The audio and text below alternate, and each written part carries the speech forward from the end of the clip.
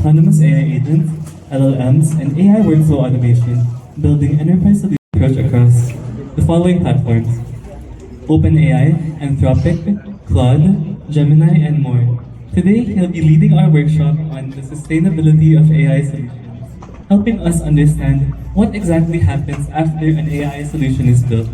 So after your AI solutions have been finished.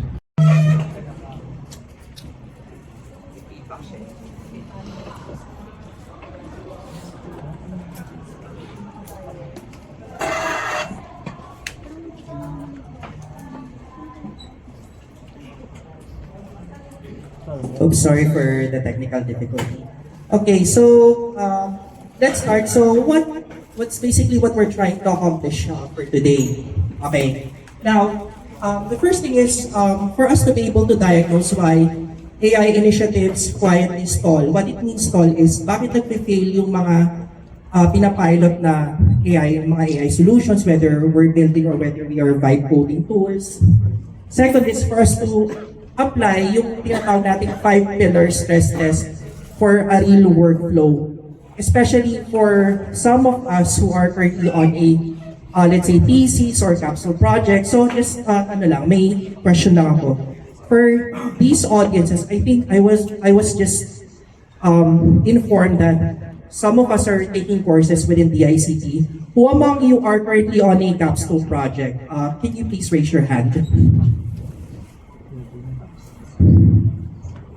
So any one of you are currently involved in a capstone project, pitching something to a start, like to a VC or an incubator. So wala pa naman, no? Meron isa. Ayun, sister. Thank you. Okay, so it's really important for us to better understand na ano ba yung potentially na problema before natin i-deploy yung AI-powered solution natin. Third is for us to understand how to properly redesign yung mga binibuild natin with AI. So, your workflow's weakest pillar before the session is one thing that we need to identify muna. Ano ba yung pinaka-weakest point? Kunyari, are we using the right model for our business? Are we using the right tool? Kasi there are tons, hundreds and thousands of AI tools nowadays. The problem is, hindi naman kasi lahat yung gagamitin natin eh. Diba? So, another thing is for us to leave with a sustainability checklist, making sure that our projects, whether we just pitch it to a VC or an accelerator, or this is something that we actually deploy for our business, is something that should be working as intended or working as expected. Okay, so are you, for some of you, do you agree that sustainable AI is more than a good prompt? Which means that mas okay yung meron tayong stable na AI project or mas sustainable na AI solution compared to a better prompt. Who among you agree with this statement? Raise your hand. Okay, very good. Okay. Ganito yun. Kasi nowadays, we're actually, ang prompting is already like a normal skill. This is a must skill na dapat meron tayo. Similar when we are communicating with people, we need to make sure when we are prompting is we have the necessary persona, we have the necessary context, like what's the background of this, and then what the AI should understand or what the AI you should do. For example, would you like the AI to, let's say, do a research on a specific topic, let's say, pack silica? Okay, those are examples. And then, for formatting, does the AI need to place the step in numbers, or let's say, does the AI need to place these format into bullets? Okay, so this is why it's really important for us to understand that value plus people, governance, technology, and economics in combination is very important, because these 5 pillars are the backbone for a more sustainable AI. Okay, next slide. Thank you. Okay, so going to the 5 pillars of the sustainable AI. So, okay, so number 1 is for value. Okay, so naniniwala pa kayo na every business has different needs? Diba? Kasi regardless kung anong playbook yung gagamitin natin, hindi kasi siya 100% guarantee na mag-work sa atin. Totoo yung sinabi ni Sir kanina, yung nag-present, na maraming resources sa YouTube. Ang problema kasi is, ito bang resource na to is applicable ba sa atin? Na-test ba natin itong playbook na to? Hindi natin naiintindihan, ano ba yung problema na meron tayo? Okay, for people, I'll give an example. AI can do a lot of things. AI can do coding. AI can actually analyze an image. In fact, when I was in Singapore, I remember, umattend ako ng isang workshop session ng isang malaking conference doon. We attended an Alibaba Cloud Qwen session. Alibaba Cloud is similar to Google Cloud Platform and AWS, although they have their own AI model which is called Qwen. What amazes me is that yung AI models nila, hindi lang siya ginagamit just for generating text, images, video. These models are also being used in an industrial setup. Example, yung models nila are also used dun sa mga electric cars nila. Example, yung mga electric cars nila na may mga digital navigation. So nagagamit yung mga AI models nila doon. Another thing is, for people, we need to understand hanggang saan pa yung kaya ng AI. Kasi not every task has to be done by AI, especially kung nasa highly regulated environment tayo. I just have a question. Since diverse ang audience natin, who among you are currently working on healthcare, in legal, in finance, or consulting? Or let's say, kung ano yung mga highly regulated na mga manufacturing businesses, you know? Okay, sige, Aaron, anong industry pala yung work mo? Banking and finance. Okay, thank you, very good. Okay. So, since these industries are highly regulated, so we really have to identify as a business, sino ba yung ano ba yung pwedeng gawin ng AI? Ano ba yung mga repeatable tasks na kaya i-automate versus doon sa dapat tao yung gumagawa. Pero actually nag-usap kami kanina yung tinatawag na, binabanggit to yung human in the loop. Okay, ano ba yung human in the loop? Human in the loop is a method where the human is the final decision maker. So kung generate ni AI itong content na to, is we really have to make sure na itong content na to is something that we need, something that is compliant to our business. So it's really important for us to identify ano ba yung hanggang saan yung kailangan gawin ng AI versus doon sa dapat tao yung nag-handle. Okay. Now, for governance, that includes yung tinatawag ng mga risk oversight. So, yung people governance, halos magkapatid siya. I'll give an example. I'm sure some of us are hearing about layoff stories, yung mga natatanggal na employees, like sa news because of artificial intelligence.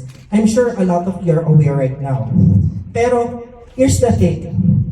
Some companies, even yung mga tinatawag na enterprise platforms, they are now reconsidering hiring people. Bakit? Because of FOMO. I'm sure maraming Gen Z. Sino familiar with the term FOMO? Yun, very good. So actually, hindi ako Gen Z. Noong una, hindi ko alam yun. Kahit yung POV, hindi ko alam eh. To be honest. Nagpipiling Gen Z lang ako, pero hindi ko talaga alam yung mga bagay na yun. Yun. So ang nangyayari kasi, because these AI companies, they wanted to maximize profit and at the same time efficiency. So that's why they're forgetting that the reason why these AI technologies improve or nag-innovate, it's because of the people behind. Okay, now I'll give an example. Ano ba yung mga kayang gawin ng tao na hindi kayang pang gawin ng AI? Example, kutob or gut feeling. Example, feeling ko yung asawa ko nagloloko eh. Diba? Kasi kung sino-sino yung kachat eh, yung pala, nagsiscatter pala, kala mo, diba? Nagchat-chat. So yun yung mga yun yung mga gut feelings na Kasi AI is also deterministic. Ibig sabihin nun, kumbaga, isang direction nun eh. But one thing that I'm actually sometimes hearing is that kapag ang AI technologies nagkaroon ng conviction, example, may mga AI agents kunyari nag-uusap na, oh, based on sa analysis ko, number one reason kung bakit nasisirang environment natin nagkakaroon ng gera is because of humans. So, the conviction should be, what if we reduce 50% of the population on Earth? Yun yung ano eh, yun yung medyo nakakatakot eh. For me But, that's why governance goes in kasi nga, tayo dapat yung may control kung how the AI should react, how the AI should function. So that's why we really need to make sure that we have those strict governance rules. Next is, of course, technology. Now, we have to make sure na, sabi ko kanina, we have to ensure na ano ba yung tool na gagamitin natin. Marami kasing tool eh, pwedeng gumagamit kayo ng ChatGPT, gumagamit kayo ng Gemini, Grok, Perplexity, DeepSeek, Qwen. So marami, there are tons of tools. Hindi nyo kailangan lahat yan. Kailangan nyo lang piliin kung ano yung talagang very essential sa inyo. Lalo na for small and medium businesses na we're trying to actually survive. And at least we're trying to actually do more with less. Kasi ako experience ko as like, of course, as a startup, I have to do more with less. That's why I was able to maximize AI for the past 3 years. Running my business, building my own AI agent, and then also building with AI at the same time. Okay, next slide please. Okay, so there are common reasons AI initiatives fail. Okay, number one is prompt versioning. Ngayon, guilty ako dito before. Kasi, hindi ko masyado tinatrack. Wala akong pakialam sa prompting ko eh. Basta ako prompt hanggang prompt. I didn't know na marami palang frameworks na dapat AI should be able to understand. I'll give an example. When I was trying to rewrite my resume using AI, I learned that I had to make sure that the AI acts as a expert career coach. And then I have to make sure to provide the AI model that why am I asking the AI model to refine my resume? Because I'm currently applying for this job. Now the question, what type of job? What's the name of the role? So yun yung mga information na kailangan i-feed ko kay AI para yung output is maganda. Okay.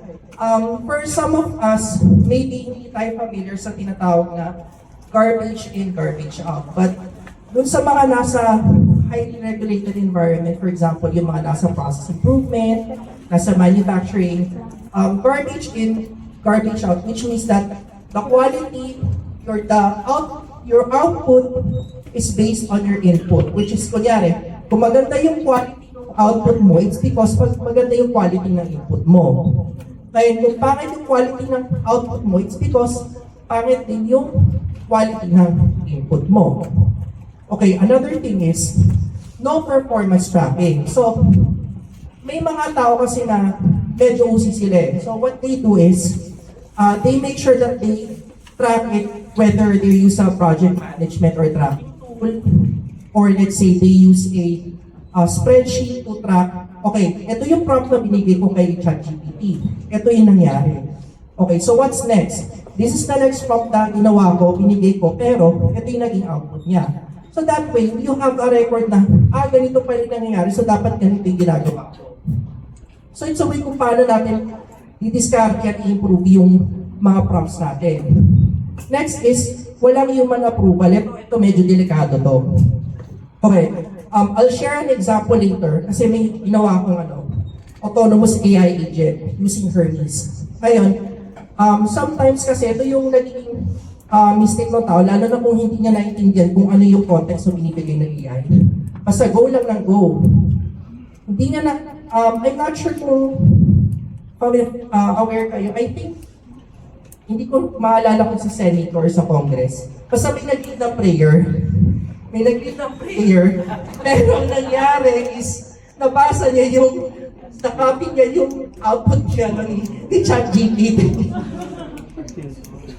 Ano yun live prayer. So talaga, oh my gosh. Kahit ako guilty ako minsan it happened to me 2 years ago.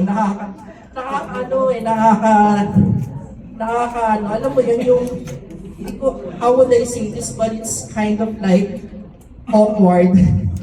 Kasi imagine mo, you're reading a prayer, but accidentally you read yung below response. Diba usually pag, when you're asking ChatGPT a query, meron siya sa baba like, I tailored with this message, align with this, something X and X. Parang ganun, di ba? Nabasa niya yung during the prayer.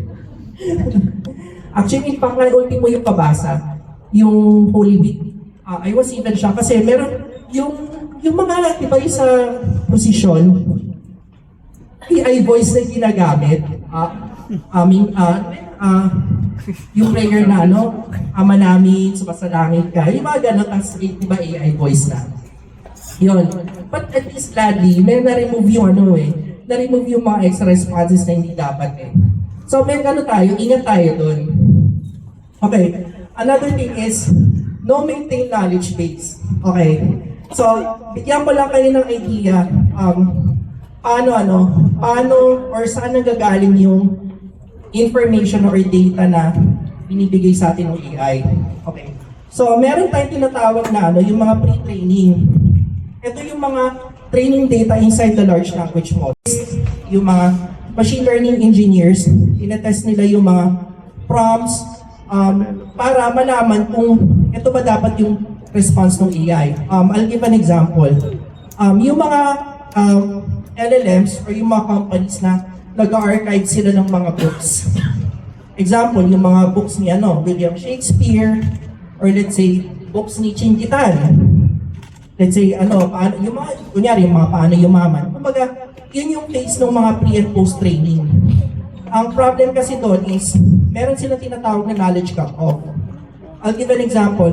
When I was using like ChatGPT like back in 2023, so ang cut-off nila that time is November of 2022. So, anything na itanong ko after November 2022, hindi niya masasagot yun.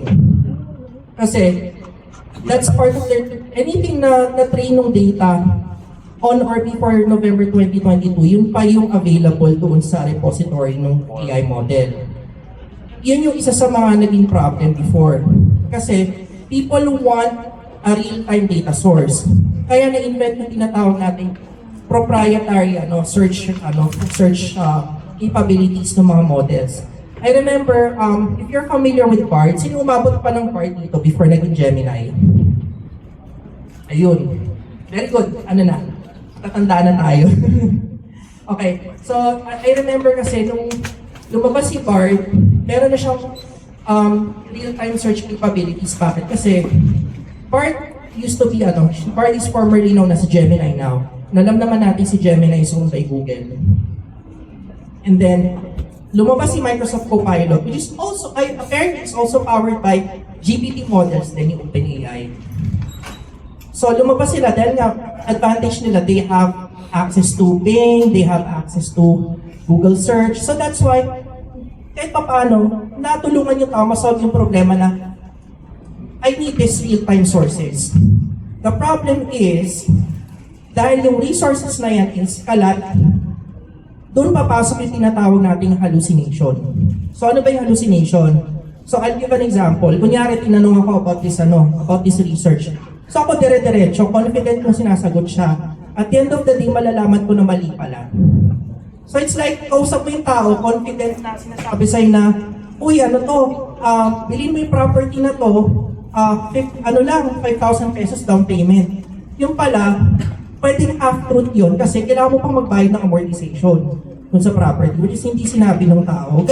Ganun yung behavior ng AI model kapag nag-hallucinate. So that's why, it's really important that we have to understand ano ba unang-una yung nature ng business natin, saan ba natin gagamitin yung AI. I'll give an example. In customer service, or let's say in customer-facing businesses, lahat yan may mga SOP yan, may mga knowledge base yan. Even yung mga government agencies natin, or let's say in legal terms, it's really important yung accurate knowledge base. Kasi yun yung magiging source of truth.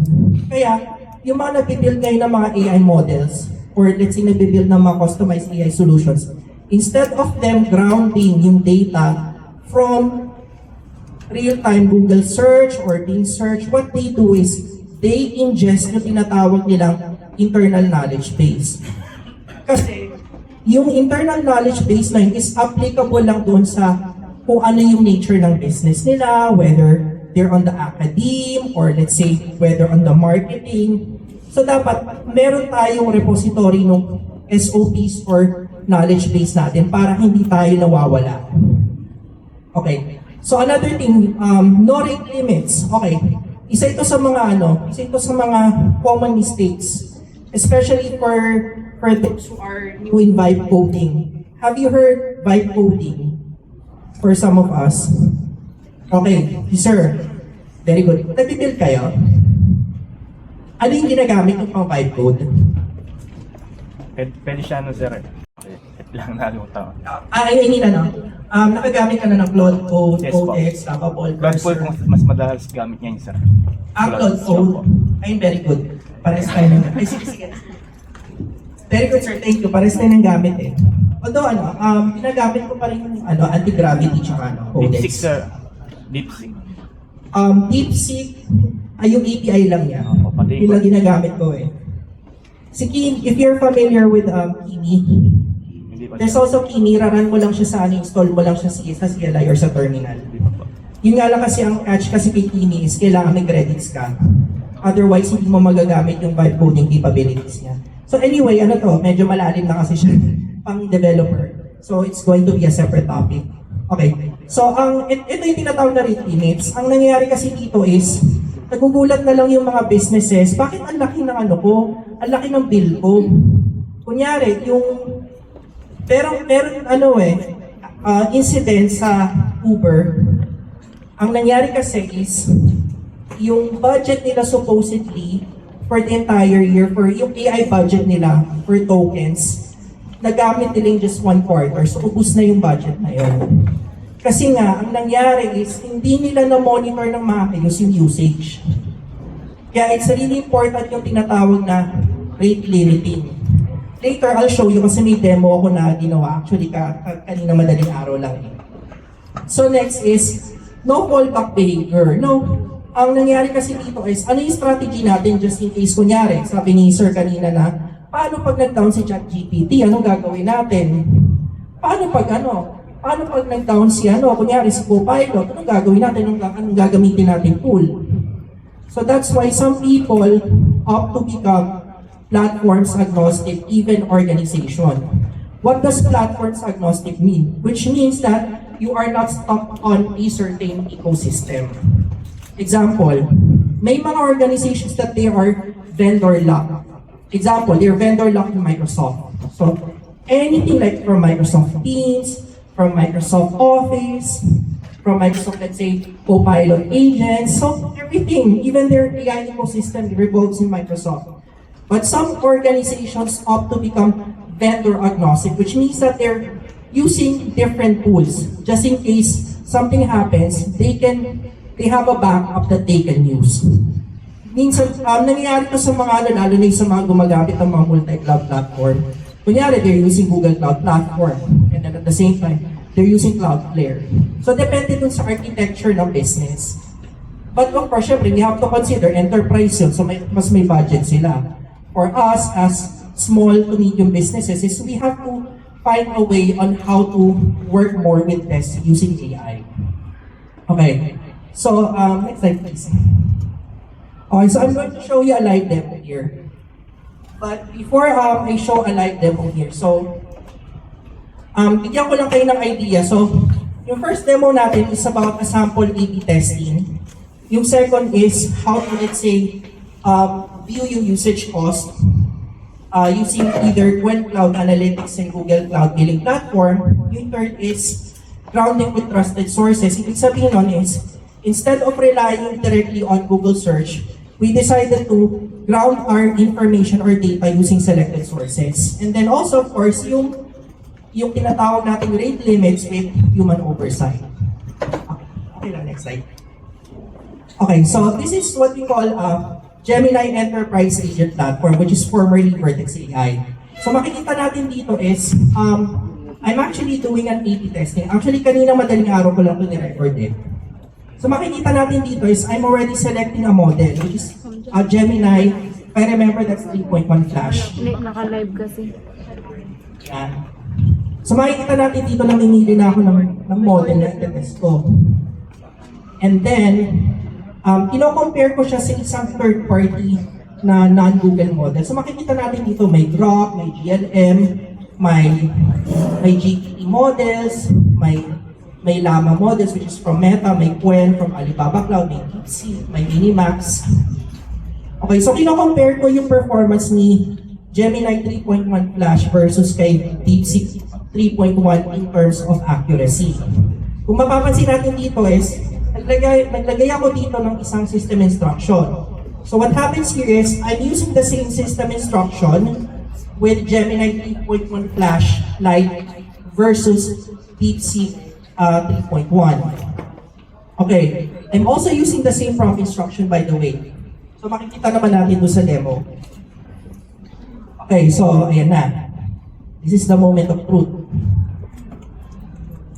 Okay, so ito na. So, may question kasi dito is, can you briefly tell what the potential benefits and implications of Pax Silica may be in the Philippines? So dito pa lang, mapapansin nyo na kung sino yung tingin nyo na mas okay yung response versus sino yung medyo so-so lang or medyo half-truth lang. Ngayon, explain ko sa inyo, ang purpose nitong A/B testing is for us to help identify which works best. Ngayon, itong A/B testing, common to sa marketing. Kumbaga sa marketing kasi, example, you're using you're using the same ad creatives but you're using different ad setup. So you're trying to compare which one of these ad campaigns performs best.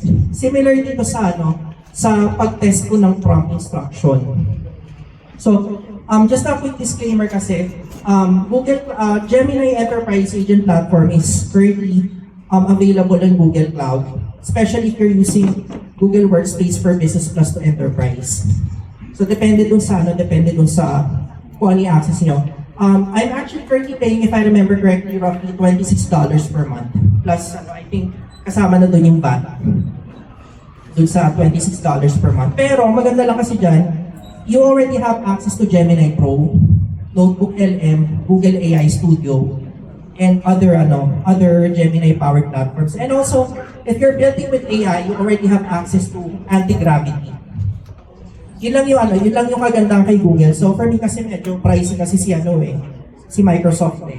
Although syempre, compared to capabilities, mas ahead of the game si Anthropic Claude, tsaka si OpenAI. For now, especially for software engineers tsaka developers. Okay, next slide. Sorry, next demo. Okay, so we're still at Google Cloud Platform. So isa sa mga features ni Google Cloud Platform is the billing dashboard. Okay, so para sa itong dashboard na to, this is one way for businesses and enterprise to monitor their API usage, their token usage, and at the same time, meron tayong tinatawag na FinOps or Financial Operation. It's very important. By the way pala, si Gemini is also integrated inside Google Cloud. So kung makikita natin dito sa right panel, I asked a question, what is my Google Cloud spent for August? And then there's also another option here, like the reports as well. So sa reports dito, makikita natin how much is yung yung estimated spend natin. And then we can also go to pricing calculator as well. So doon natin malalaman estimated magkano yung magagastos natin monthly or annually kung ganito yung kunyari ganito yung subscription ko. Kunyari for Gemini Enterprise for 1 year, magkano estimated? Like sabi dito, $35 per month estimate for standard edition. Ngayon, para saan to? Number one kasi that's part of governance, which is yung financial operations or FinOps. Kasi it's really important for us to at least help track down yung usage natin. Kasi like nabanggit ko kanina yung example nangyari sa Uber. Hindi nila na-track ng maayos yung token usage nila. Kaya na-spend nila yung entire 1-year budget nila just for 1 quarter or 3 months. So, medyo delikado siya. Especially for us, small to medium businesses na very limited ang resources natin. Na we have to also be mindful how much we are actually, how much is the cost we are using for these models. So, hindi lang naman basta tayo gumagamit ng AI, but we also have to at least understand how the budget works. An example is, kung makikita niyo rito, nag-set ako ng $10 cap. Ngayon, ang mangyayari kasi dito is, kapag yung API and token usage ko nag-reach na ng $10, makaka-receive na ako ng email. So at least alam ko na kailangan ko ba munang i-post itong itong development na to, kasi baka kulangin ako sa budget, or is this something na kaya pa naman ng bulsa. So that's how we manage yung token cost. Another example, I'll show you. This is Alibaba Cloud Model Garden. So this is similar to Google Cloud Platform. Then makikita natin dito, si Alibaba Cloud, nagbibigay siya ng mga free usage quotas up to 1 million tokens per model. So meron dito, yan yung nakatoggle. Ayan. So kung i-enable ko yung stop on exhaust, ang mangyayari dyan is kapag naka-enable siya at na-reach ko na yung 1 million token na gamit ko na, ibig sabihin na mag-stop siya. Otherwise, sa mangyayari dyan is mabibil ako. Ganun lang. Kasi usually yung mga platforms ngayon is pay as you go. Ibig sabihin, parang lang yan, Pisonet. Pisonet, kunyari, 5 pesos, o 1 oras, o after nun, kung gusto ko pa mag-extend, o another 5 pesos na naman. Ganun siya. And then, it also provides us a dashboard para at least we are able to track down how much is our spend, or yung tinatawag natin token spend. Kasi, yun nga, mahal kasi mahal ang developments ng AI. Diba nga yung napapanood natin sa news, diba nagre-reklamo yung mga tao kasi nga, ang taas ng kuryente, nawawalan kami ng tubig, malaki yung bill namin sa tubig. Kasi the reason why may tinatawag tayong token consumption sa mga AI models, bakit may bayad, pwede naman libre? It's because it consumes power and water. That's the simplest explanation. So ayan, makikita natin dito na it's already showing us kung halimbawa gusto mo ng pay as you go, you can pay via credit card, katulad kung ginawa ko, nag-load ako.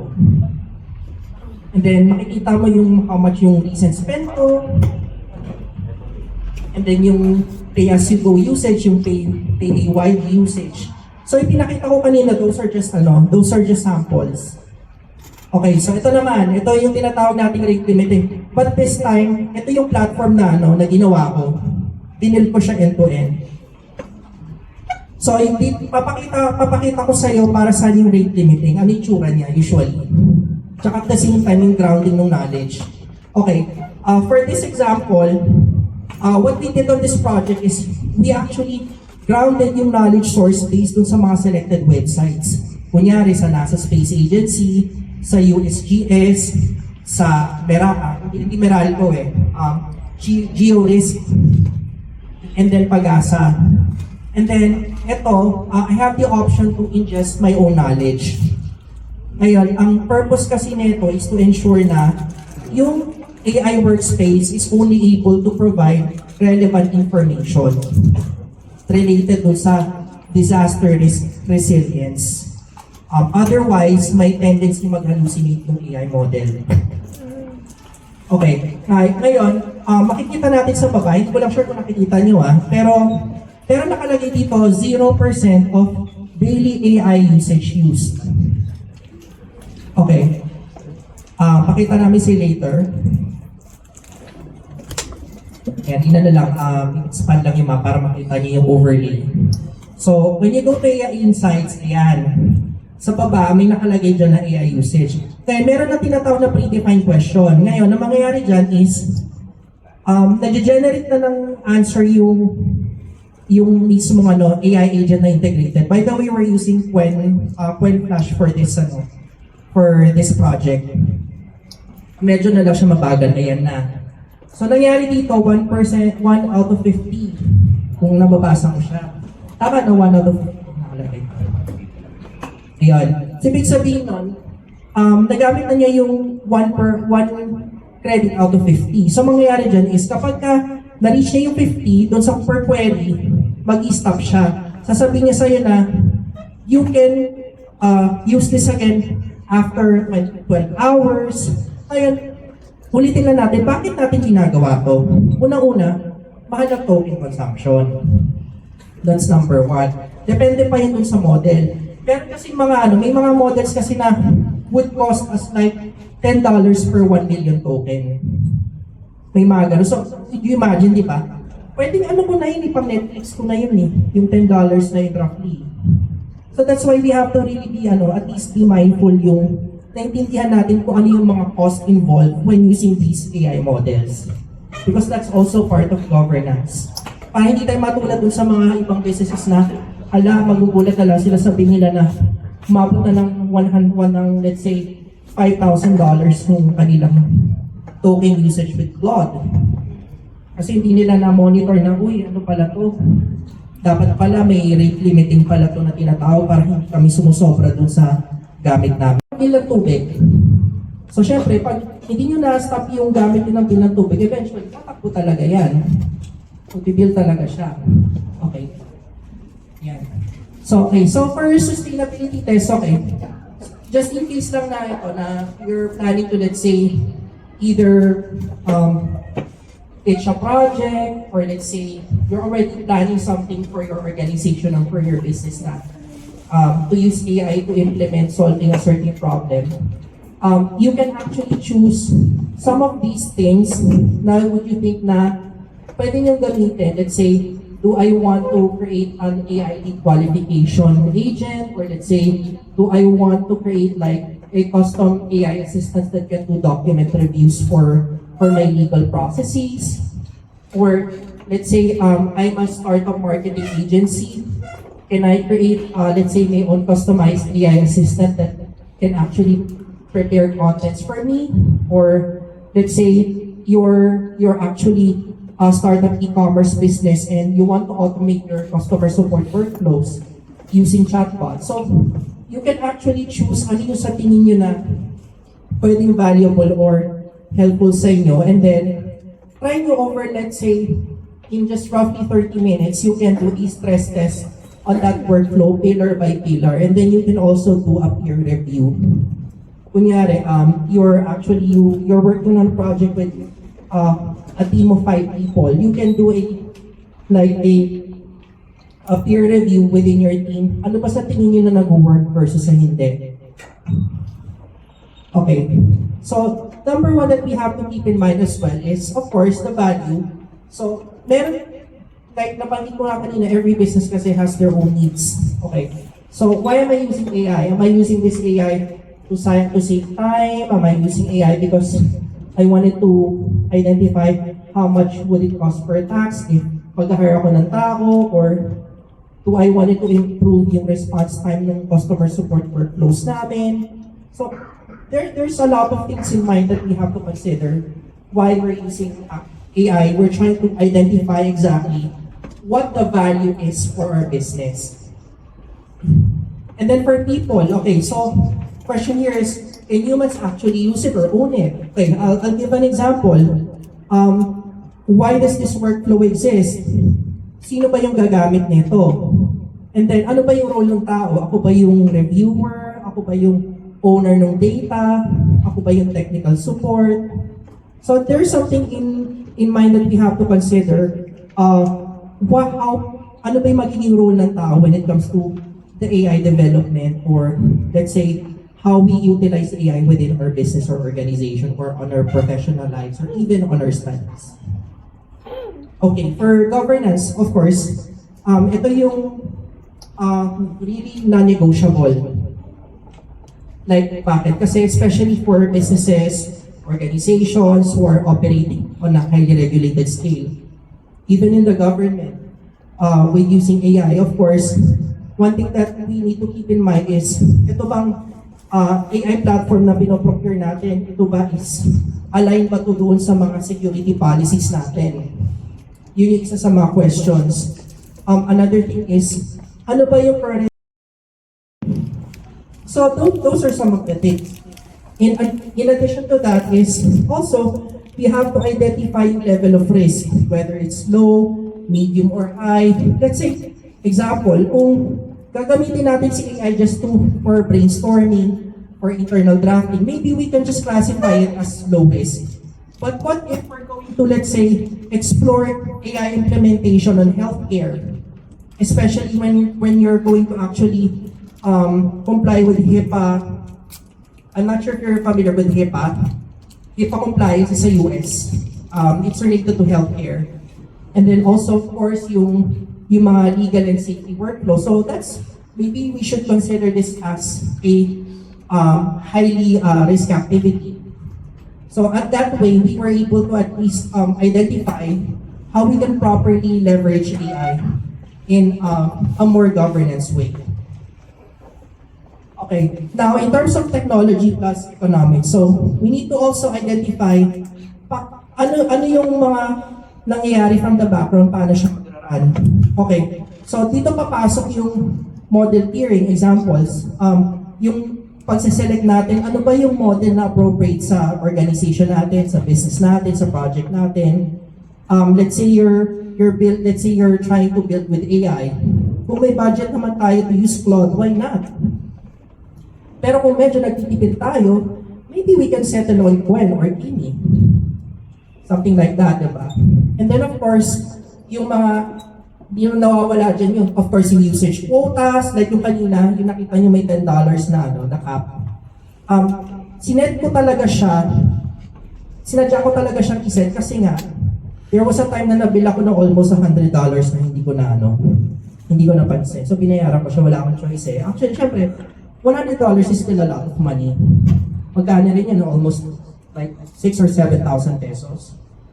So syempre, pambayad na rin ng Meralco yun, di ba? Parang gano'n. So, it was my mistake.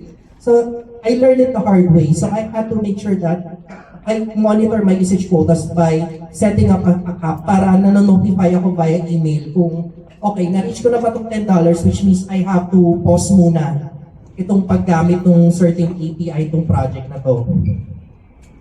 And of course, there's like a sample, hindi naman siya computation, pero we can probably, at least it would be helpful for us to like use yung methodology like cost per usage times expected monthly volume plus fixed full cost plus human review time. So it's up to you kung sa tingin niya magagamit nitong formula na to or hindi. But what's important is nakita natin at least in a practical way how we can manage yung costing natin sa paggamit natin ng mga AI models. Okay, so meron tayong tinatawag na peer red team. Okay, kunyari, sino na sa inyo may mga access sa tools dito? Okay, so what we're going to do, siguro bigyan lang natin ng 5 minutes. So what we're going to do, let's say, trade your value, people, governance, technology, economics, notes. Kunyari, kung may katabi kayo. Kunyari, may gusto kayong gawin, gusto ko mag-build ng project ng gamit AI. Let's say, I wanted to create a customized assistant, or let's say I want to generate a content or an image using AI. Pero question dyan is, am I using like copyrighted materials or am I just using like those prompts using just my ideas? Next is, for the challenge is, of course, we have to question ourselves is, of course, what are the points is to uncover what's hidden or not. And then also, on the surface level as well, you have to understand or find the single most useful failure or blind spot on that workflow. So, ibig sabihin nito is, kunyari, nag-build na kayo ng workflow or let's say process flow using AI, you might need to identify ano ba yung possible na mag-break doon, ano ba yung possible na problema. So, baka pwede nating maayos as early as now. And then also, you can share this with your, at least, the most useful things that you've discovered, ano ba yung nag-fail to your seatmate or to your peers.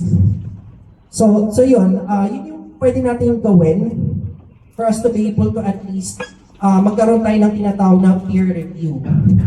So yung peer review, ibig sabihin nito is, kunyari may gawa ako. Kunyari, nagsulat ako ng tula. Okay, papareview ko to sa katabi ko. Sabi ng katabi ko, teka, kinapipis mo lang to kay ni Tony Fowler Diba? Just an example. Yun yung example na you do a peer review para you have real-time feedback within yourselves. Kumbaga, I'll give an example. What I do with ChatGPT, sometimes, yun yung ginagawa kong pang peer review kapag nag-generate ako ng content ni Gemini.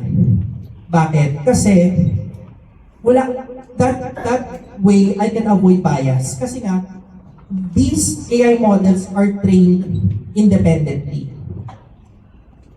Kaya, ginagawa ko minsan is, when I generate a content using Gemini, pinapareview ko siya kay ChatGPT or kay Claude. Sometimes, nakakatuwa kasi, isa lang sila na sinasabi. Although may konting feedback minsan, pero sasabihin nila, sabi ko, ito yung review ko, sabi ni Gemini, ganito, ganyan. Tama naman yung sinabi niya, meron lang konting catch dito, ganito, ganyan. But overall, tama yung sinabi ni Gemini. Yun yung sometimes makakuha kayo ng mga responses. That's why, yun nga, yung sample ng peer review is, I can use this technique to allow AI to do peer reviews for themselves. Try nyo lang yung mga free versions. Meron actually, try ko lang pakita sa inyo to.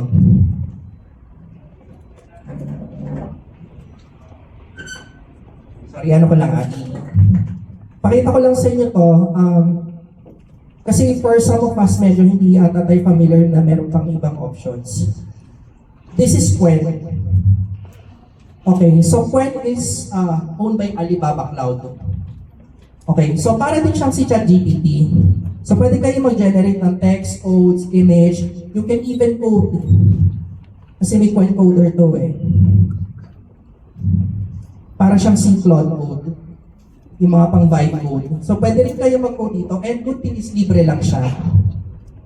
Ang lang dito, ang catch lang dito is you need to make sure na as much as possible, avoid nating maglagay ng mga sensitive data or proprietary data. Kunyari, yung mga naka-trademark nyo. Or kunyari, trademark nyo pa lang, pero mga top secret ng business or company nyo. Medyo iwas lang tayo dun sa pag-ingest ng ganun data. Another thing is DeepSeek. DeepSeek is good in reasoning. Ang problem lang kasi dito kay DeepSeek, yun nga, sabi nga, di ba China? Number 1. Diba China. Yan. Sabi nga ni Donald Trump, gano'n siya, China. Ayan. So, meron tayo, isa siyang alternative. If, let's say, example, you're just trying to solve something na hindi na naman kailangan ng proprietary or sensitive data. What you can do is also, you can also redact those contents. Kunyari, it includes email addresses, pero I suggest, i-redact nyo lang siya. Or let's say, lagay nyo lang, insert email address instead of the entire email address. Kunyari, nagpapadraft kayo ng email for this reply, and you don't want those sensitive data to get exposed. Tanggalin nyo lang yung mga sensitive data. Sorry, medyo mabagal lang yung internet natin. Pero this is the URL of DeepSeek and Qwen. So, meron tayong alternative kung halimbawa maubusan tayo ng token usage kay ChatGPT for free. Okay, so let's talk about adding a sustainability section. So another thing, you can probably use these notes. Pwede nyo i-photo or take a photo para dun sa whether you can use it whether you're going to, let's say, participate on a capstone project, pitch something to a company. Kunyari, may program si DICT na mga startup pitches. So, you can use these frameworks para makatulong sa mga AI projects nyo na how to comply with the necessary AI governance and at the same time makapag-generate ng ideas as well. So, kunyari, you consider yung human review and escalation path. Siyempre, it's really important na we have to understand ano ba yung kayang gawin ng AI versus sa kaya natin gawin. Ano ba yung pwede natin i-automate versus dun sa hindi mo na pwedeng galawin ng AI. Especially kung alam natin na nasa highly regulated environment tayo. Kunyari, kaya na bang confident pa ako na ipapagawa ko kay Gemini yung pag-draft ng subpoena. Although possible yon kasi kailangan mo lang doon is clean and structured data. I-copy mo lang copy-paste mo lang yung entire, Philippine Constitution. Lagay mo sa document, kunyari may nag-vibe code kayo ng app. O gusto niyo mag-build ng legal chatbot, o pwede niyo ingest yun. But you have to make sure na it has to be deterministic and at the same time, it does not replace yung human review or it should have a disclaimer na this is not an official legal advice. You have to seek consultation to an actual licensed legal professional. Yun yung mga examples ng mga tinatawag natin responsible AI. Okay, another example is, of course, yung diniscuss natin is cost per use estimate calculated. Okay, using those kanina, yung mga dashboards, depende kung ano yung gagamitin nyo, usually may mga dashboards yan for you to be able to help manage yung cost ng AI usage nyo or API or application programming interface usage nyo. Para at least it helps you to track, teka, hanggang saan na ba yung nagagastos namin? And then of course, rate limiting, making sure that you have control on how your usage is being utilized. Like kanina, ginawa ko dun sa platform is maximum of 50 queries lang per user per, let's say, every 12 hours. So, pag na-reach na yung 50 queries, mangyayari na mag-stop siya, and then sasabihin sa user that you can query after, let's say, 12 hours, ganyan. One of the reasons bakit may rate limitings is, in software development kasi, pag maraming gumagamit, nagka-crash yung application.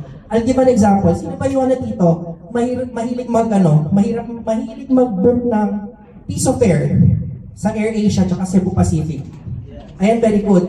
So, yun ang taas ng kamay mamaya, mag-usap tayo kasi magpapatulong sa inyo mag-book ng flight ko. Ay, sayang. Tapos na. Galing, di ba? Napansin na, di ba, minsan pagka nagpunta kayo sa website ng Cebu Pacific, minsan nag-error siya. Kasi, yun yung maraming users kasi lalo na pag sinabi, seat sale today, August 15. Yun pala, dapat pala, nagbubook ako at least 2 days before. Kasi pagdating ng exact date ng seat sale, ubus na pala siya. So, yun yung example lang. Yun yung example ng rate limits. We have to make sure na our AI usage, token usage is protected, and at the same time, at least malesen yung pag-crash ng natin, nung mga binibuild natin, whether we're building a website or an AI chatbot, something like that. Next slide, please. Okay, so I'm giving you this sample playbook. So this is your 30-day sustainability plan. Although hindi naman siya yung rocket science, pero makakatulong siya sa atin to avoid yung tinatawag nating AI slump. So, kunyari, week 1 is we need to make sure that we have a week plan or baseline. Ano ba yung i-measure natin, identify natin, what is a successful AI implementation for us?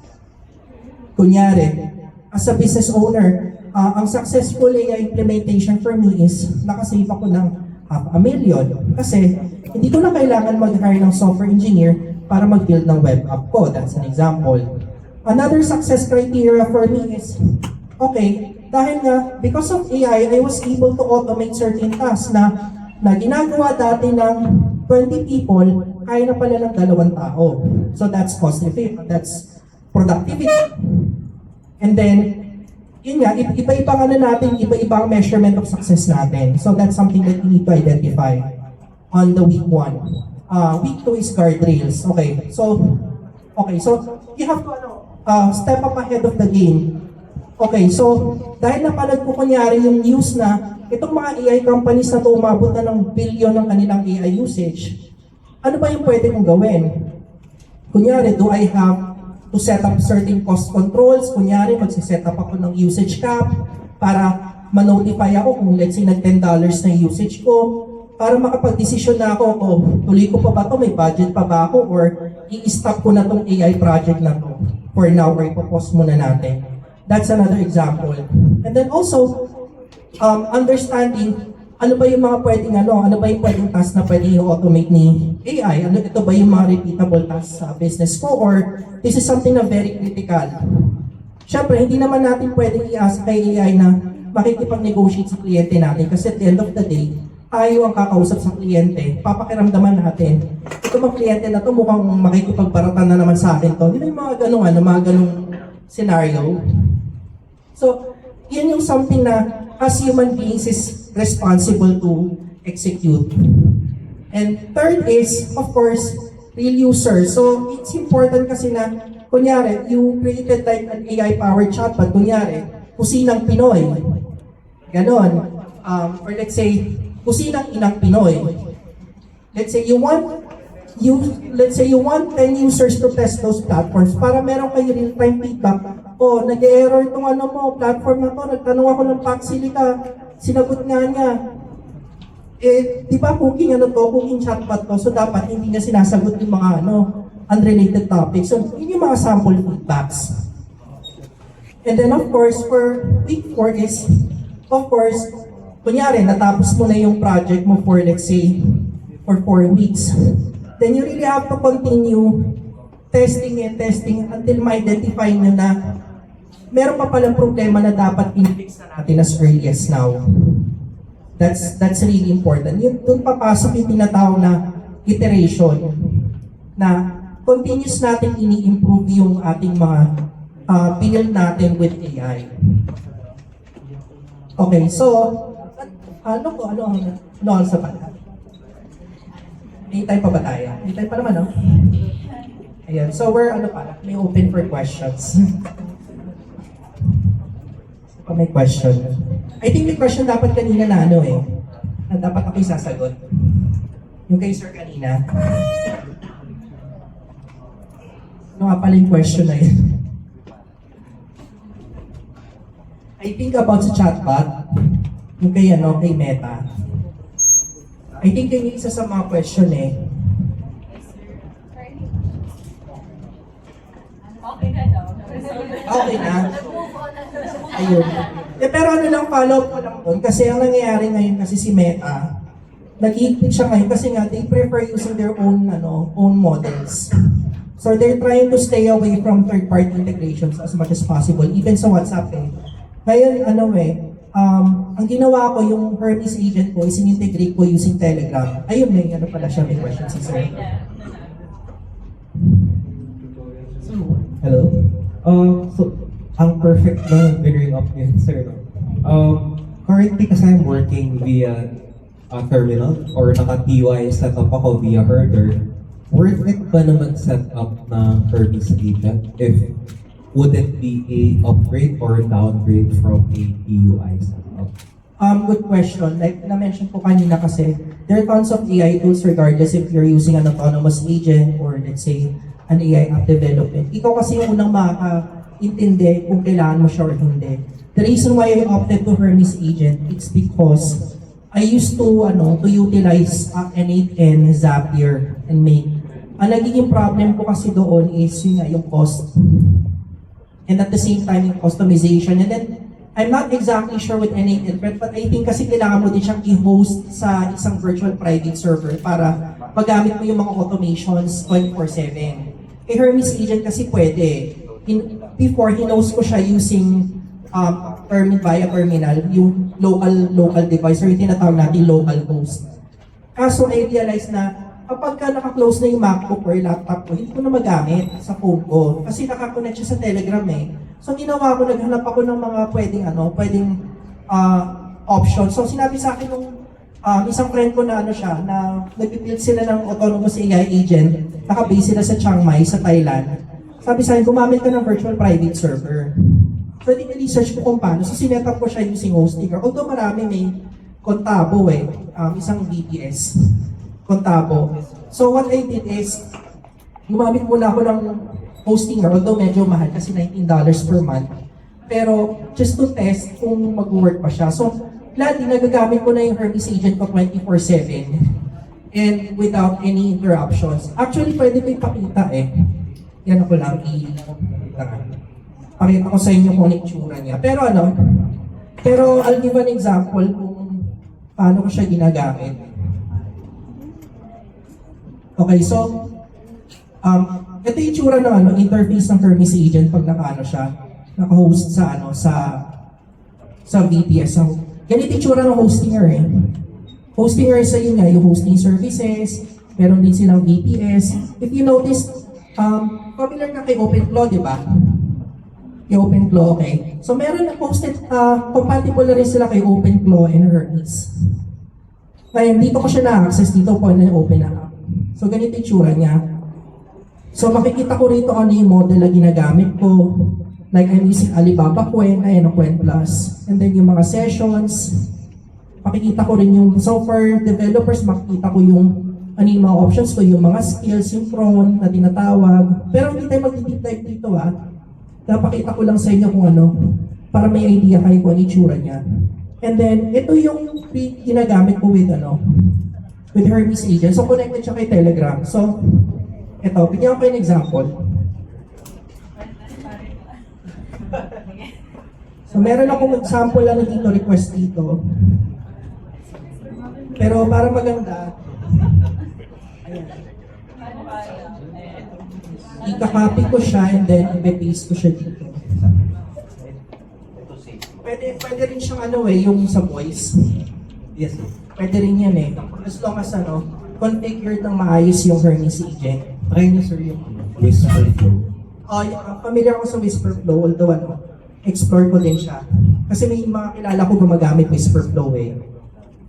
Sir, ask ko nga po, yung Hermes setup nyo, is it by Hostinger or yung sariling setup nyo po?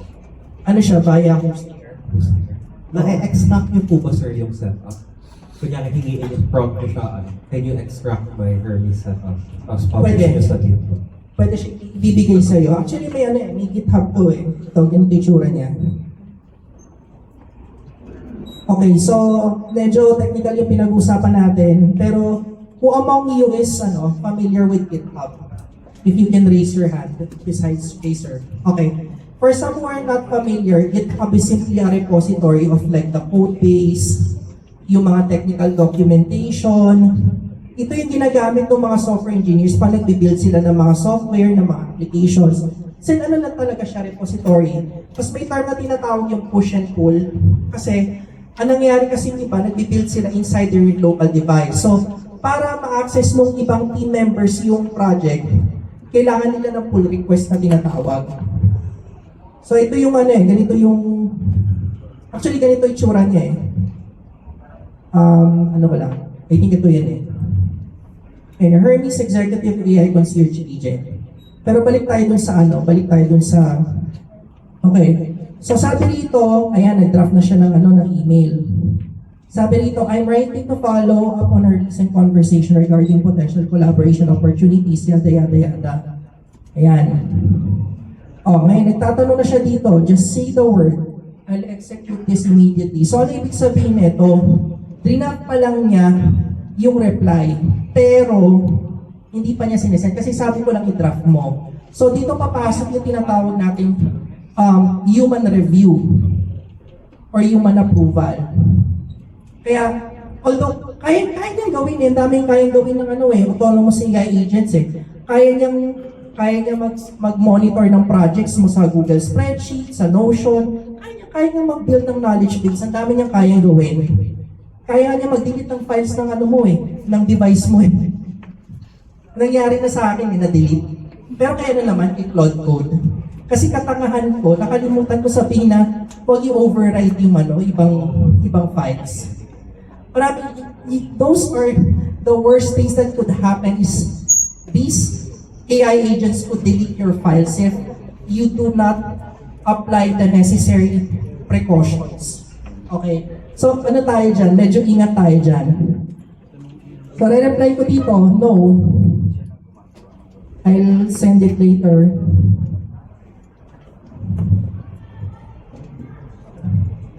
Ayun, parang minsan nga pag naiinis ako, tinatagalog ko yan eh. Oo, promise, pag Hindi kasi totoo, hindi naman kasi perfect ang AI. Sometimes, it actually makes mistakes. Pero that's why we really have to be mindful kung ano yung mga instructions na binibigay natin. So that's something that we have to also consider na na maingat din tayo. So na-answer ko ba yung question sir, or may kulang pa? Ayun, thank you. I'm sure may question pa eh. I'm sure may question pa po. Yes, this is your opportunity to ask your most pressing AI questions. Tama, dito po si Sir. There's no such thing as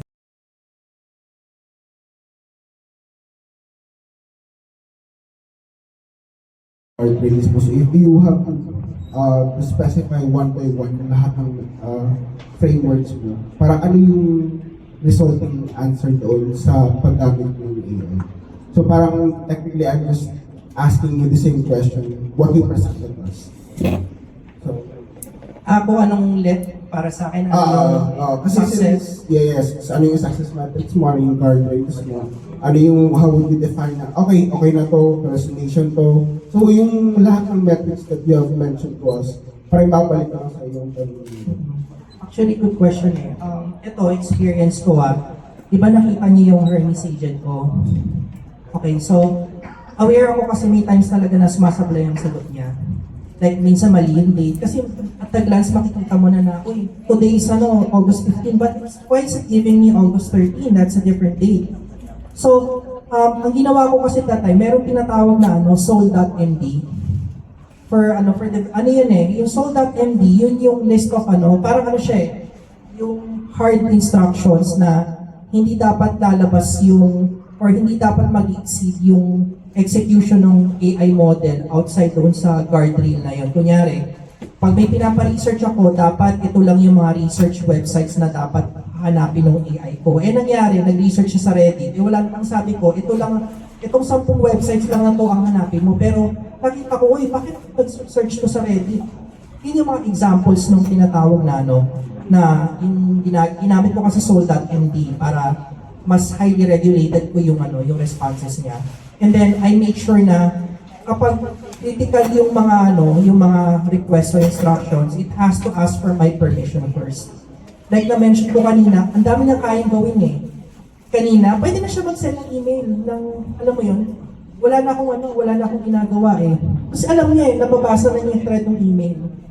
Kaya niyang mag-create ng mga files ng spreadsheet, kaya niya mag-email outreach.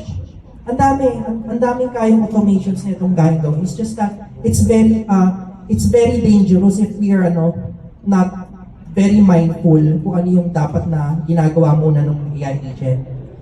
For me, another success criteria, siguro yung cost savings. Bakit? Kasi, would you imagine na kung papagawa pa ako ng website ko or let's say ng web app ko, nakasave na ako ng roughly ₱500,000 peso. I would say, siguro yun nga, yung security guardrails using that soul.md, I would say yung success criteria ko na nabawasan ko yung hallucination. So far naman, yung sa Hermes agent ko kanina, hindi ko naman na-experience na nag-send siya ng email kung kani-kanino eh. Ibig sabihin lang nun is, yun nga, I was able to do it right. Sa dami ng ginawa kong testing, trial and error, pag tinest ko muna ito muna gawin natin. Pag okay na to, test ulit natin. O pag feeling ko 100% na, okay na. But at the end of the day, tayo din yung magde-determine kung ito ba, minimit ba niya yung mga security requirements ng business natin, or is this something na maybe we can test muna before we deploy it live? Yun yung, for me, an example, success criteria for me. And again, remember, every business, every individual, iba-iba tayong needs. So this is something that we really have to take note. Or let's say, ilist down natin yung mga, for us, how do we define success from our end? Is a successful AI deployment something that we were able to build, or is it something that we were able to save cost? Yung mga ganong questions. Na-answer ko ba yung question or kulang pa?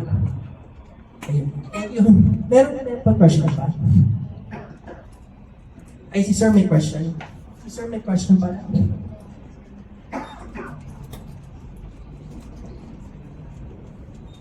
I'm just curious. I always hear from you yung hallucination ng AI. What are the characteristics of an AI hallucinating? Actually, How do you cure it, or is there a cure for it? well, to tell you honestly sa experience ko, unfortunately wala pa, sir.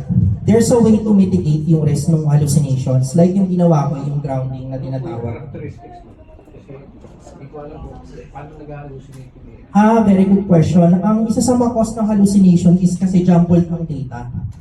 Like example, di ba na-mention ko kanina na pero these AI models have their capability to search information online.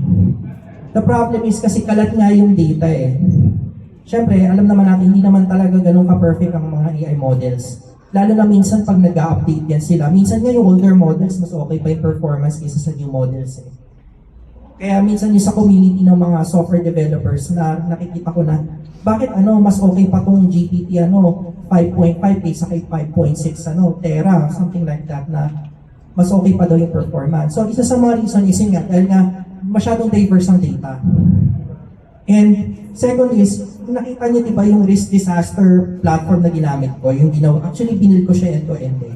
Ang ginawa ko dyan is nag-ingest ako ng knowledge using a PDF document.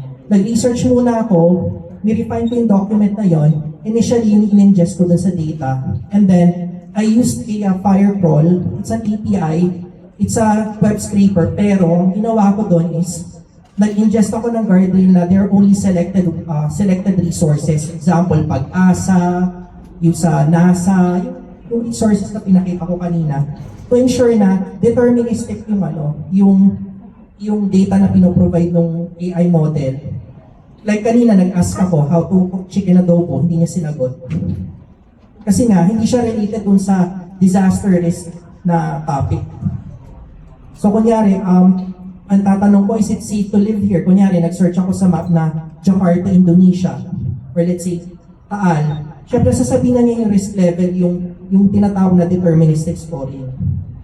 Pero to answer the question, unfortunately, hindi talaga natin pa 100% na ma-eliminate ang hallucination, but there are ways to at least pababain or kahit papaano to mitigate yung risk ng hallucination.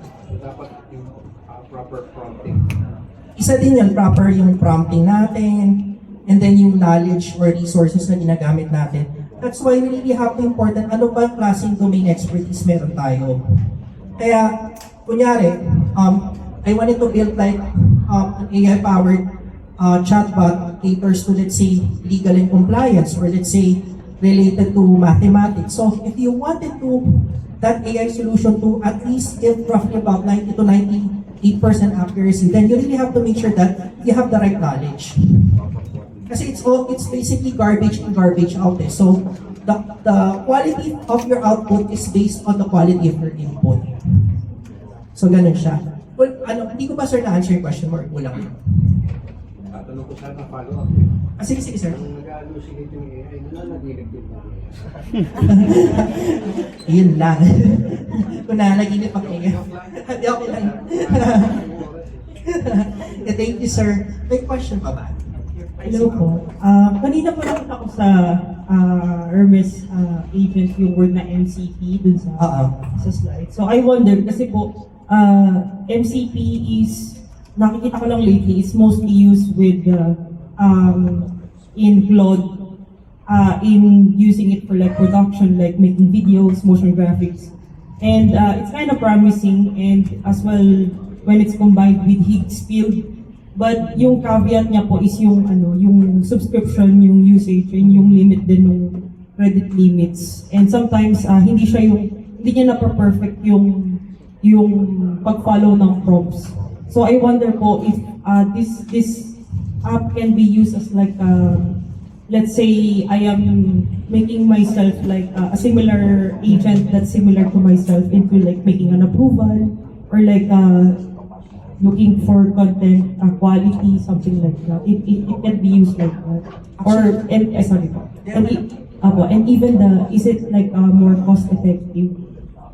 Actually, good question yan eh. Ang purpose kasi talaga ni MCP or Model Context Protocol is connector. Para siyang API. Ganito kasi logic ng API or application programming interface. Kumbaga sa sasakyan, para mag-work yung engine ng sasakyan, kailangan mo ng susi. Para umandar yung sasakyan, kailangan mo ng gasolina. Doon papasok yung API cost na tinatawag.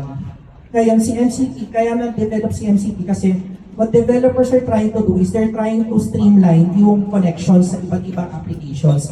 Kasi in a nutshell, ang purpose kasi ng API is para mapag-connect mo, mag-work yung two separate applications from each other. Yun yung talagang purpose yan.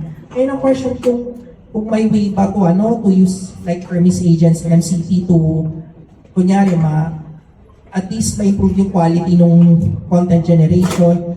It would depend, unang-una on your prompt instruction, and then second, kung anong class model yung gagamitin mo. For me, there are two things that I consider, the quality of my prompt, and then also the actual model. That's why kanina, di ba, pinakita ko sa inyo yung Google AI, yung Gemini Enterprise Agent Platform, yung formerly Vertex AI. I was testing prompts, kasi para makita ko sino ba yung tingin ko na mas quality yung output niya, or let's say kung ano yung generation. Actually, pwede nga ako mag-test ng image generation dun or ng video generation. Hindi ko lang napakita kasi very limited yung time dun sa video. Kaya, kumbaga, yun muna yung napakita ko. Pero to sum it up, unang-una is quality yung prompt mo. Pangalawa is yun nga, kung anong model yung gagamitin mo. Kasi si Hermes, you can use 300 plus models. From GPT, to Claude, to Llama, to Kimi, to Hugging Face, ang dami iba-iba. O Llama, open source, ang dami maraming models. Nano Banana for image generation. Tapos meron pa nga yung Happy Horse, yung kay Alibaba Crowd. I think yung sa video generation, if I remember correctly. So madami. So that's for me, I consider two things to improve yung quality ng generation. But regardless kasi, MCP is just a connector. Yun lang. Any question? Hello po. What AI tools would be most effective for our capstone project? For anong klaseng capstone project? Sir? Like system. System. Kasi marami you have to identify. Okay, sige. You're going to use AIs for your capstone project, number one. So number two, if we use 5 whys, what capstone project? Kunyari, ang capstone project nyo is you're building a system. Now, the third question is, what type of system are you trying to build? So you have to dig deeper kung ano yung ibinibuild nyo para we have to identify ano ba yung pinaka-best tool. Kunyari, anong system? Wait lang, sir. Isip mo lang. Ay. Hindi, sige, okay lang. CRM. Okay, kasi maraming gamit si CRM, usually yan for record keeping. If you're familiar with Go High Level, ayun, naka-attend pa kayo ng High Level Manila? Hindi. Ayun. Yeah. Actually, hindi naman ako naka-attend, pero I was there in Marriott nung nangyari yun.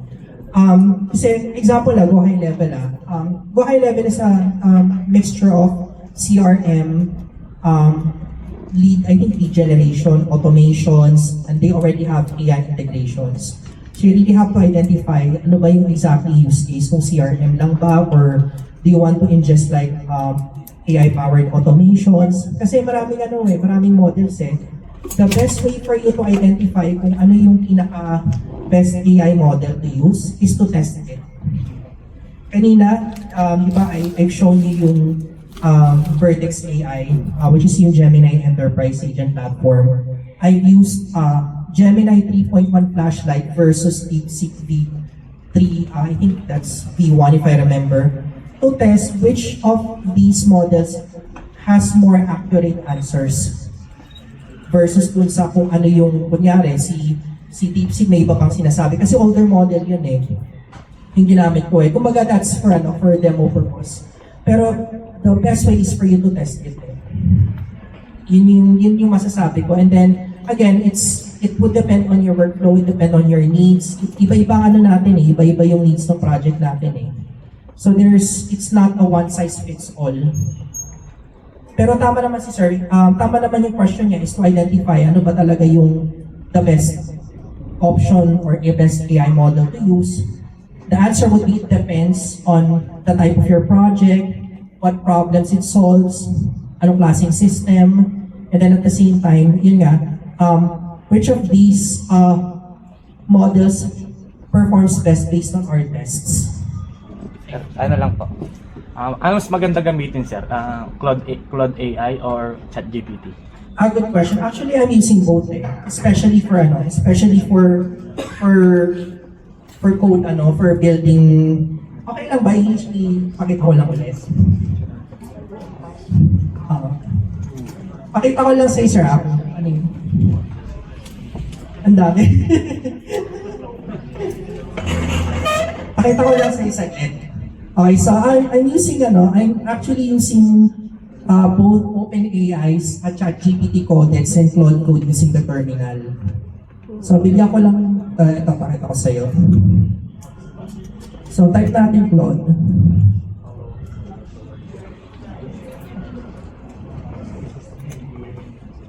Yung isa naman, ayan, allow. Codex. Codex, by the way, is ChatGPT, OpenAI's ChatGPT Codex. Pang ano ito eh, pang AI-assisted coding tools. Para siyang ginagamit din siya for vibe coding. Ayan, si ma'am nagtanong kanina about MCP. So, ayan, nakalagay. MCP server needs authentication. So, ganito ko siya ginagamit. Ngayon, it's up to you kung ano yung i-build mo. Kunyari, you just, isip ka lang ng platform na gusto mong i-build. Yung pinaka-simplest platform, pwede mo siyang i-test.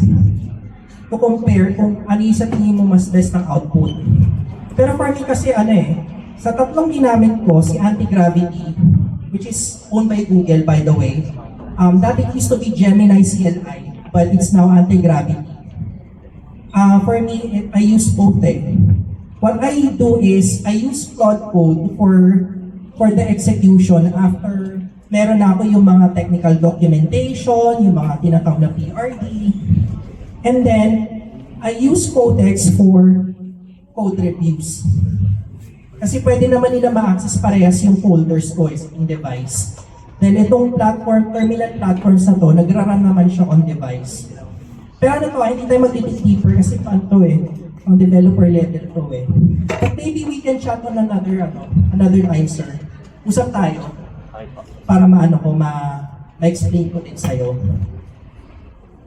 Pero yun, yung tinanong mo kanina, yan yung feedback ko eh. I have to understand, ano ba yung binibuild ko, ano ba yung problem na sinasolve ko, and then, based on testing each models, ano ba yung sa tingin ko, feeling ko na nag-work. Doon papasok yung kutob, or gut feeling. That's the question. Pero okay pa sir. Okay, sige, usap tayo Okay po. Yun. So, yung first question po, sabi na nila, as an AI expert, do you believe na may replace ng AI ang human works at bakit? A good question. Actually, it's a yes and no. Bakit? No. It happened more than 100 years ago. During the Industrial Revolution, may mga rules na nawala. Okay. If you remember, di ba sa farming, kung kunyari, punta kayo ng New Zealand, ultimo yung nagpipitas ng prutas, machine na yung ginagamit. Before, di ba, like more than 100 years ago, tao pa yung nagpipitas nun. That's because of automation. However, I'll give an example. Kunyari, sa isang farmland, there used to be 100 people who are actually farming. Pero because of automation, nagkaroon ng machine, 20 na lang ang kailangan. Kasi may machine na isang tao na lang ang nag-operate eh. Pero, doon papasok yung tinatawag nating bagong skills. Siyempre, para mag-operate yung machine na yun, kailangan may tao na knowledgeable para yung operate yung machine na yun. Same goes with AI. Yes, totoo, maraming nawawalang work. But maraming work din na nagbabago. Kanina, nag-usap tayo about yung mga nagbabibe code.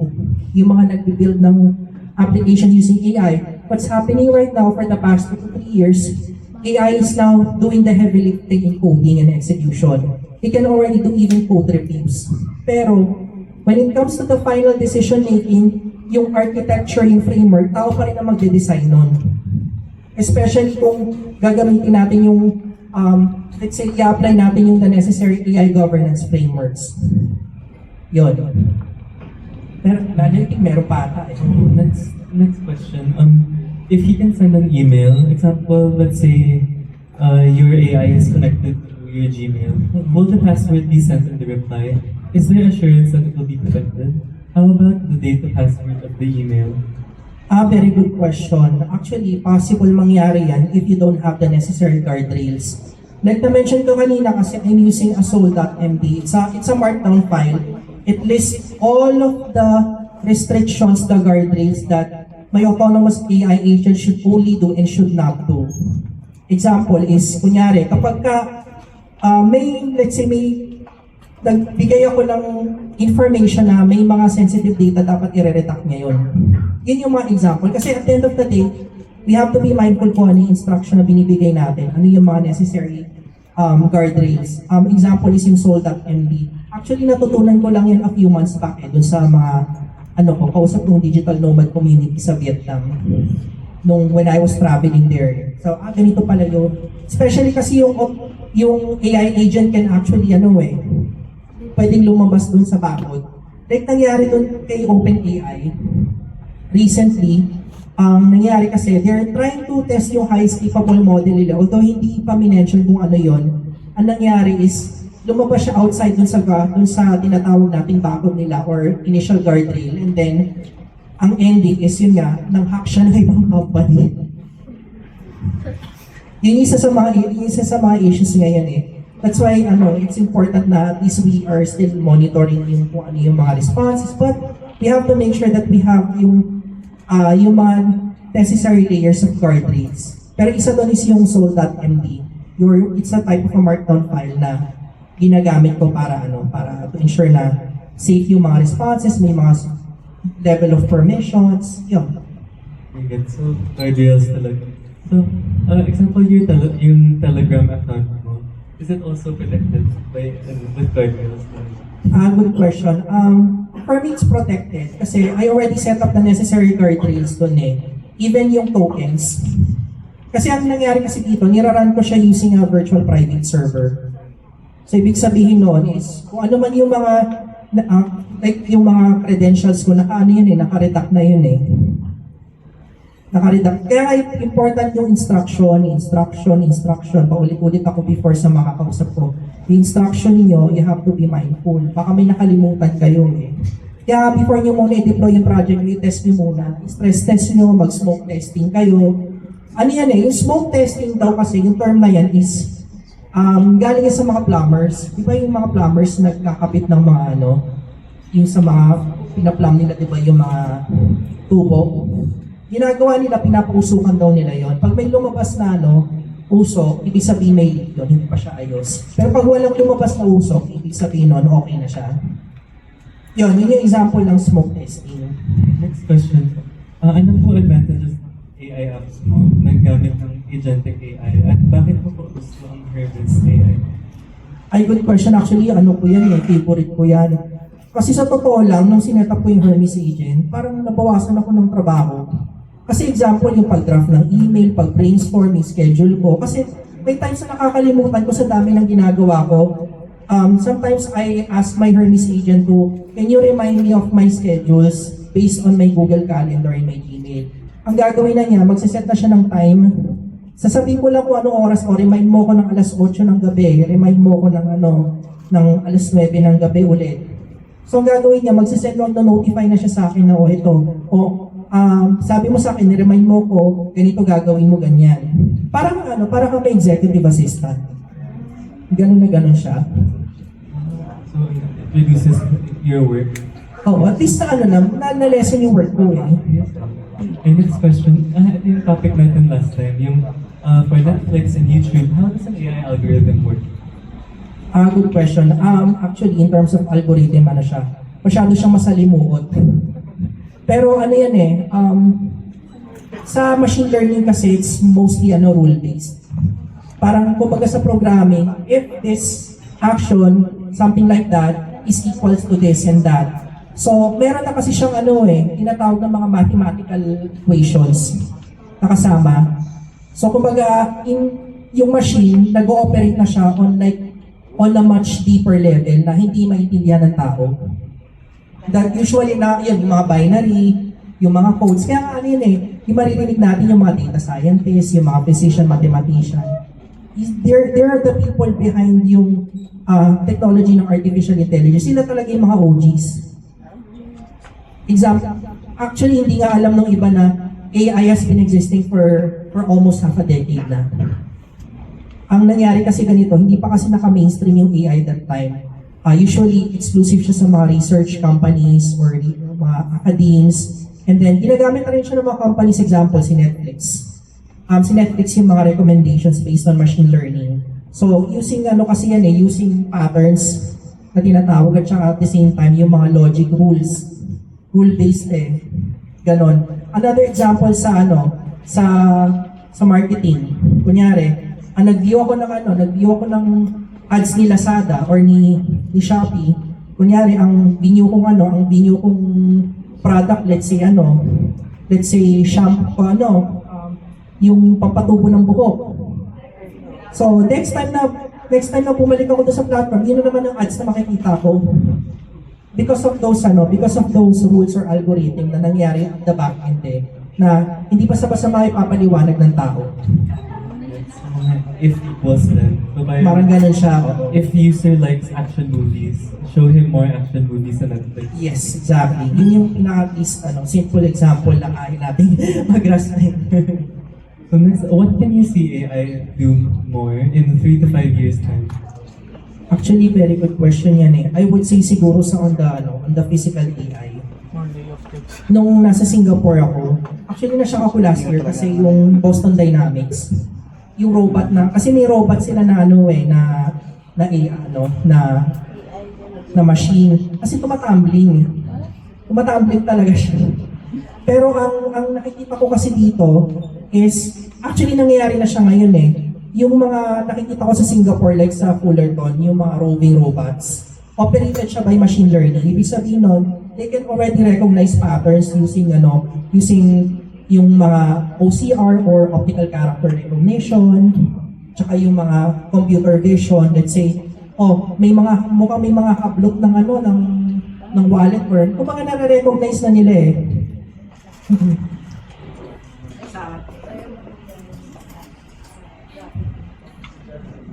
I think meron na kasi last time na a few months back ang sabi gagamitin na yung yung artificial intelligence sa NCAP kasi ganito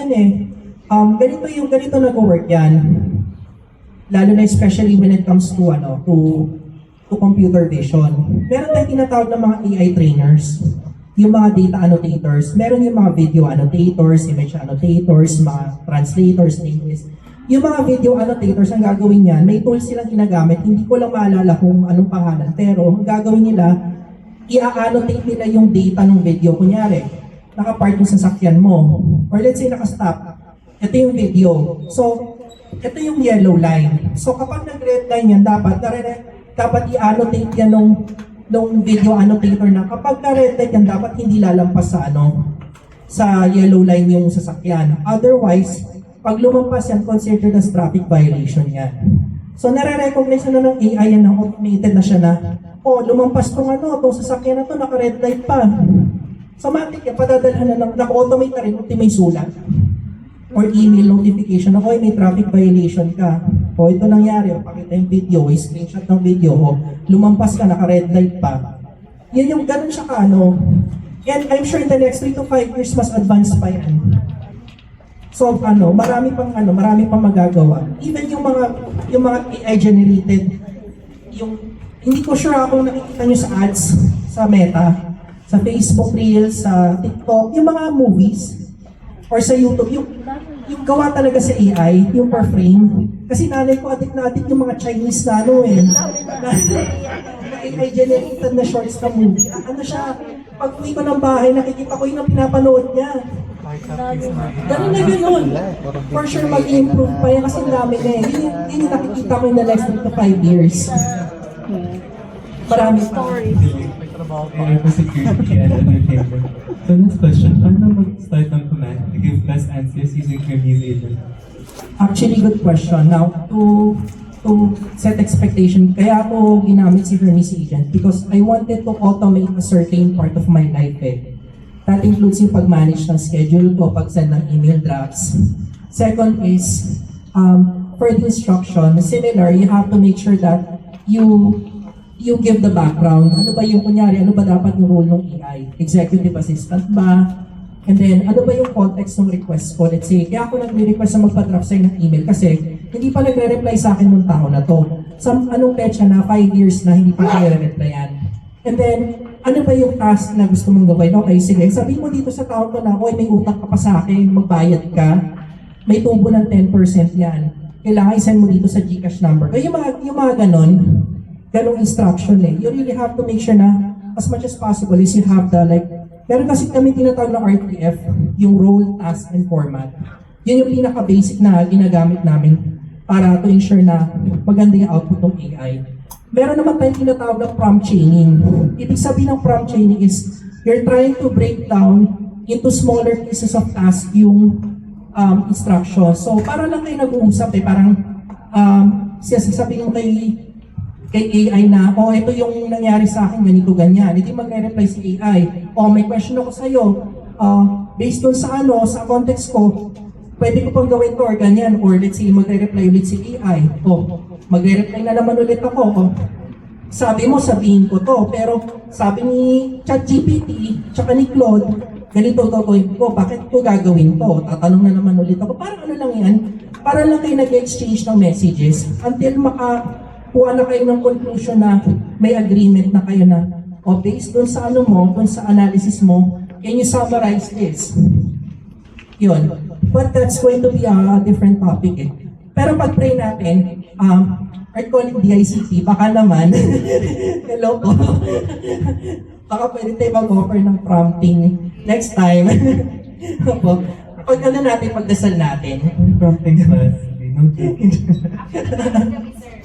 Gusto ko, sir, na ikaw yung maging RP natin. Meron na kami, sir, naka-calendar, AI prompting ko. Gamit si chat. Pwede din, sir. Sige po, schedule natin. Thank you so much. My last question, for a small business, let's say a family-owned mini grocery store, what do you think would be a good use case of AI? Ayun, actually madami.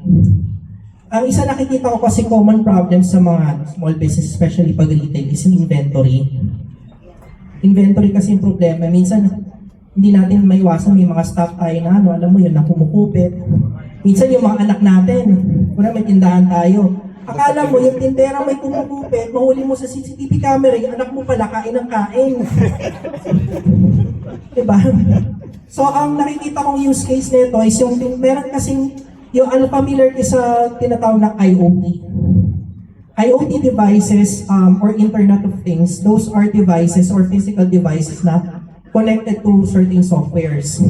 So, yung iba kasi nag-explore na sila na yung tinatawag ng mga sensors, tsaka yung mga object recognition. So, nangyayari niyan is, si AI, kumbaga meron ng sensor, o kunyari, yung shelf nyo, o kapag may lumabas na yan, nadedetect ng sensor yan, kung automated, nagka-count na siya kung ilan yung nawawalang inventory dito. Yun yung nakikita kong example ng for a small business, lalo na kung alam naman nila na hindi naman nila na-automate kumbaga hirap na hirap sila sa inventory. So they want something to automate. So what they can do, they can build a certain software powered by an AI model connected to a sensor, and then kabit nila sa mga shelf nila, and then provided na nagawa nila yung feature na dapat every time na nadedetect ng sensor yung object, dapat nagka-count yun. Yun yung example for small businesses. Although, I'm not exactly sure how much will it cost, but I'm sure may gumagawa na nun. Thank you, ang galing. Thank you, Sir Oliver. Please give a warm round of applause to us. Thank you for answering all of our questions as well. Alright, so On behalf of C Innovators, we'd like to present a token of appreciation to Mr. Oliver Ipsioko for his generosity in sharing his expertise with us today. And this is a picture po.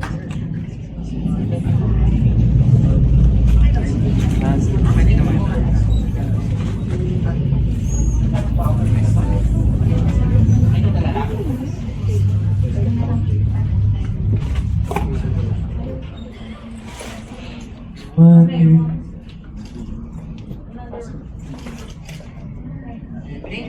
Salamat po sa inyo. Wow, thank you so much to both of our speakers. Ang galing-galing. At I na-realize ko lang, may dalawa na tayong 30-day challenge for marketing and for AI sustainability. Especially yung sustainability plans. I really like yung guardrails saka yung rate limit. Kasi syempre, ayaw natin na maubos yung budget natin sa AI. Especially kung hindi sadya. So, thank you. I'll proceed with the program.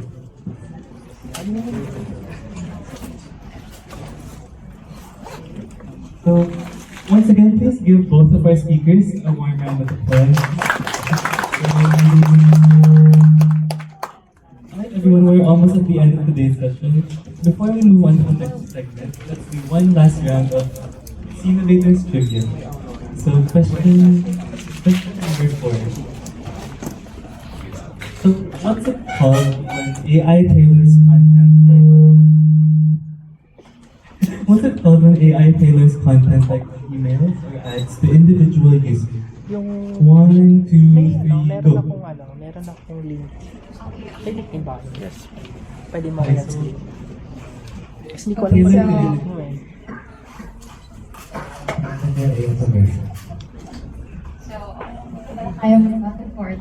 Wait lang.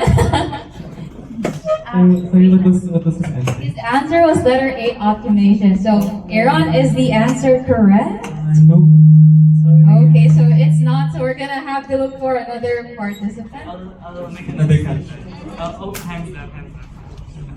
1, 2, 3, go. Thank you. Yan, paano lang medyo matagal. That's correct. The answer is D, personalization. One key change. Tapos, this ties right into what Sir Percy walked us through earlier. Using AI to make your marketing feel one-on-one, even though you're reaching hundreds of customers. So the answer is D, personalization. Next question.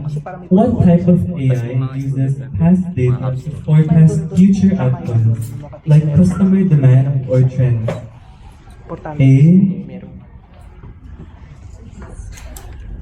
Sorry, I'll repeat the question. What type of AI uses past data to forecast future outcomes, like customer demand or trends? A. Reactive AI. B. Generative AI. C. Predictive AI. D. Assistive Pero AI. nakaka-save siya. Kasi nga, yung resources niya, Hands down, hands on down. device mo siya The ginagamit. first one to raise your hand after I say go will be selected. 1, 2, 3, go. Convert mo sa markdown file. Tapos doon mo i-run. Pwede mo naman pack lang. Actually, dinadrag ko nga alam yun.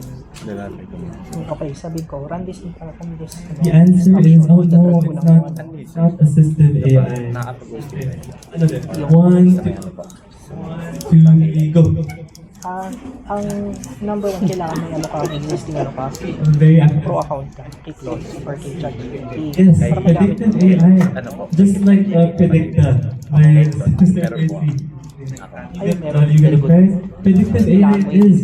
Remember our first pondering question today? What kind of results am I looking for with my marketing? Depende kung ano mo. So this is exactly the kind of AI that helps you get there by spotting may patterns table before they file. happen. Ginagamit ko sa So, solid file niya. Matagal customer siya. demand, Matagal how siya. much reach your Facebook post or reach mga ganun. Sa token. Okay, next. Question number 6. Tapos si ano naman si GPT. What's it called when a system can keep working well as more users the data are So, added? yun yung pinaka A. Overfitting. B. Scalability. C. Latency. D. Bias. Para mas Hands down. 1, 2, YouTube lang go. Hindi ako nagamit ng ano. Kasi mas na-extend ko yung ano, yung usage eh.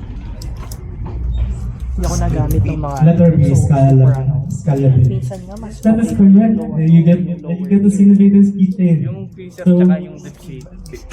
this is exactly what we just discussed. Because building an AI solution is only half the story. What matters after you finish building the solution. So yan yung mga guardrails for your prompt. That's your Quen Coder. Ginamit ko ng isang scalability. pero kailangan ko ng VS Code. So thank you everyone for joining this game and congratulations to all of our winners. And the quality. Next week for another round. So kung wala pa kayong keychains, okay lang. I-re-restore. At this point, let's move to your capstone project check-in with Pero Patricia. libre siya. Right? Yung caveat mo, libre si Quen Coder. Kaso nga Okay, hello po. So, as we've mentioned, so C Innovators is actually a 5-week program. So, meron participants who are participating for the entire 5 sessions. And I know po there are participants from DICT who participated in this session or the past 2 sessions. So, some participants will be completing a capstone project. So, baka in the future, may mangyaring second version ng C Innovators, pwede kayong manood para makita niyo po anong mangyayari para sa kanila. Baka next time, you can be one of them. So, so far, we already had 3 sessions. So, nagkaroon na kami ng Discover, tapos Build, and today yung Strengthen. So, we were able to look into AI for finance, for operations, and ngayon marketing, tapos nagkaroon tayo ng how do we make our solutions sustainable.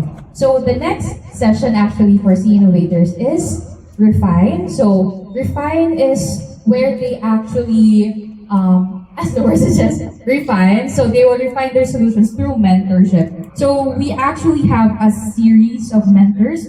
So they will be refining their presentation, their capstone projects.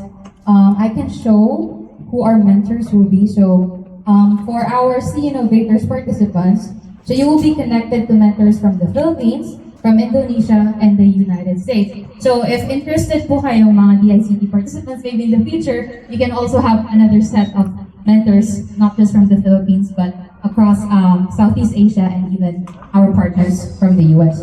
So they will be checking your capstone projects. So I guess some important details, let me just read through this one. So this is how session 4 is going to be happening. It's gonna be asynchronous for the most part.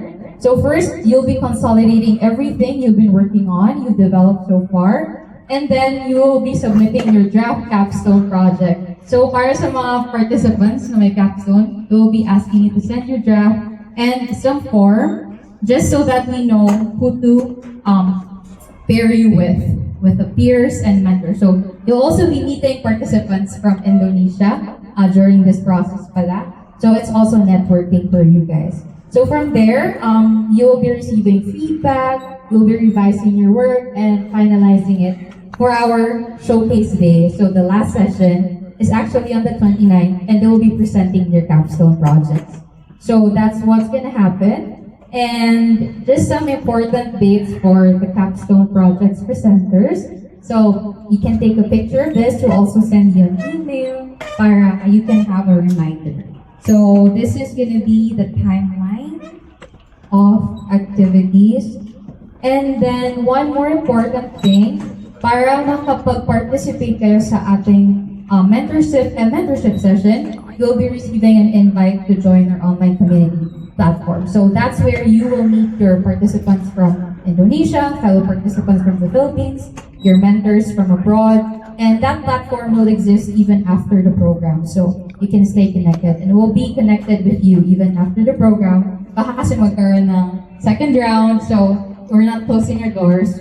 And of course, to our participants here who are joining us for the first time or the second time, just stay connected with us on C Innovators, Facebook, Instagram, and website. We'll be updating you if magkaroon ulit ng opportunities na parang ganito so that you can be a part of it as well in the future. So, before moving on, anybody, baka may questions po kayo about program or session 4? So, all good, all good? Yes po. What are the limits into the project? The things that we are not supposed to do, or like when it comes to like prototyping, is there like a limit to what we are supposed to do? I don't think there should, like, we're not gonna be limiting you guys, so it's really up to you and your creativity. Where can you take everything that you've learned from here so far? Where can you take it, or how far can you actually take it? It's gonna be so great if you can surprise us actually na, oh, pwede pala siyang ganito. So I think that's gonna be a wow factor. And as we've said, we'll be giving out prizes and special recognitions to projects. So the more creative your solution gets, I guess, the more wow factor it can also have and can be recognized. So yes. Okay, so my questions po ba about the program, about the session? About the capstone Yes. project. All good, all good. So if everything's good, I'll hand it back to Aaron to close the program. Yes. Okay, thank you, Pat. So, before we wrap up today's session, we'd like to hear from some of you. So, kayo naman. At saka, kung wala pa kayong keychains, this is your opportunity to get some merch. So, who would like to share what they learned today? Kahit ilang. Who wants to share what they learned? Or something that you enjoyed from the speaker? Please raise your hand or else mag-nominate na ako. Ang galing ng speakers natin today. We had two amazing AI industry experts. Okay, I will nominate yung mga takinig. Huwag mahiyang magtanong basta may right med. May commercial. What did you enjoy today? Or yung mga something that you learned? Yung na-learn ko today because I'm also doing this as our brand representative in the Philippines. Nalaman ko lang ngayon is about the persona. The persona actually is I'm doing that already na. So hindi ko alam na persona pala yung tawag nun. So you need to check your market like that. So yun naman yung ano ko. And then for our industry kasi is very broad kasi yung ano namin. It's about the solution and your target market. So we have a lot of solutions, tapos iba't-iba din yung mga target markets namin. So it's good that meron tayo yung sinusunod natin na flow, so we can easily have the data that we need. Alamin mo yung problema nila, Well, ecosystem. thank you for sharing. At least one round of applause. Ang mahirap kasi sa atin, like, if we're building customized solutions kasi Thank you iba-iba for yung sharing. industry ng client, iba-iba yung problema na sinusolve mo. Kaya kailangan as So much as that was possible have from more AI for context. marketing. At least Then you have like for actionable then yung mga for baka at least meron you know that our silang workshop is meron actionable silang for mga you. And so structured let's frameworks na get gusto nilang another. ilagay, like for process work. So you look enthusiastic. So what stood out to you today?